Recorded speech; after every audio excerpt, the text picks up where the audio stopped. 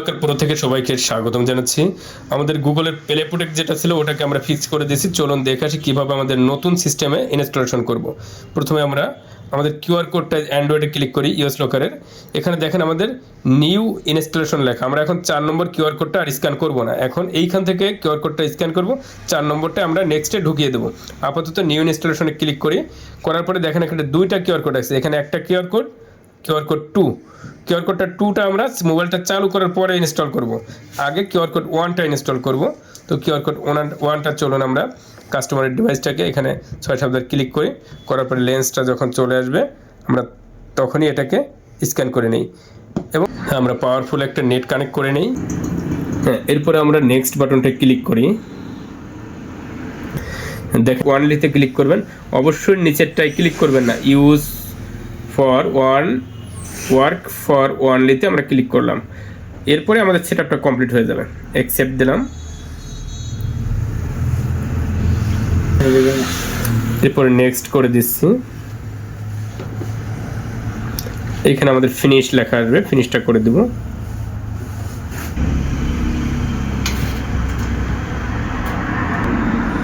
মোবাইলটা আমাদের চালু। 2 নম্বর কিউআর কোডটা স্ক্যান করে নেব।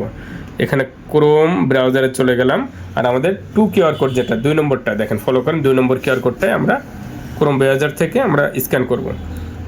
আপনারা ক্রোম ব্রাউজার থেকে করতে পারেন, উপর থেকে লেন্স থেকেও করতে পারেন, এখান থেকেও করতে পারেন।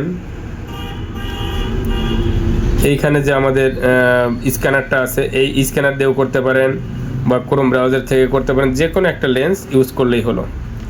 তো আমরা ক্রোম ব্রাউজারটাই করি। Open camera. এখানে দেখেন ধরার সঙ্গে সঙ্গে আমাদের একটা লিঙ্ক চলে আসলো। ক্রোম ব্রাউজার থেকে এখন এটাকে স্ক্যান করে নেই। স্ক্যান হয়ে গেল।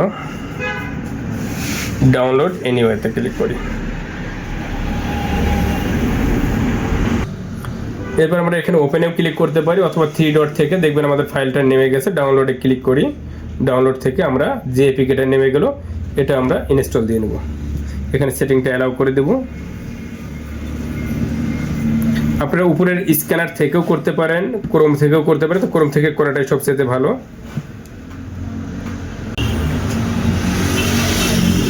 আমাদের ইউএস লকারটা বিল্ড হয়ে গেল, সেটা দেখেন। আমরা ইউএস লকারটা ডাউনলোড করে ফেললাম 2 নম্বর কিউআর কোডটা দিয়ে। এখন আমাদের 2টা অ্যাপস এখানে নেমে গেছে দেখেন, টেস্ট ডিপিসি আর সেটআপ নামে। আমরা অবশ্যই টেস্ট ডিপিসিতে ক্লিক করব।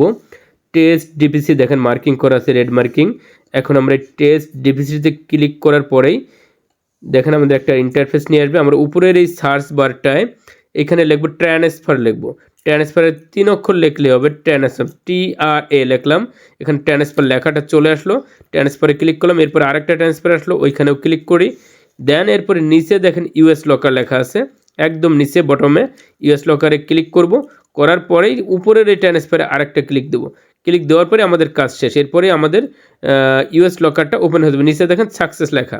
এরপরে আমরা ইউএস লকারটা ওপেন করতে পারবো। দেন দেখেন এবার ইউএস লকারটার ফাইল ট্রান্সফার দেওয়া হয়ে গেল। এখন ইউএস লকারটা আমরা ক্লিক করার মাত্র ইউএস লকার ওপেন হয়ে যাবে। এবার ইউএস লকারে আমরা অ্যাজ ইউজুয়াল যেভাবে কাস্টমারের নাম ঠিকানা যেভাবে ফর্মটা পূরণ করি ওইভাবে ইউএস লকারে গ্রাহকের নাম ঠিকানা পূরণ করে আমরা সাবমিট দিয়ে দেবো। আমাদের কাজটা শেষ হয়ে গেল। তো আমরা এইভাবে করলে আপাতত গুগলের যে প্লে প্রোটেক্ট যে সমস্যাটা এটা থেকে আমরা সহজেই পরিত্রাণ পেয়ে যাব। ধন্যবাদ সবাইকে।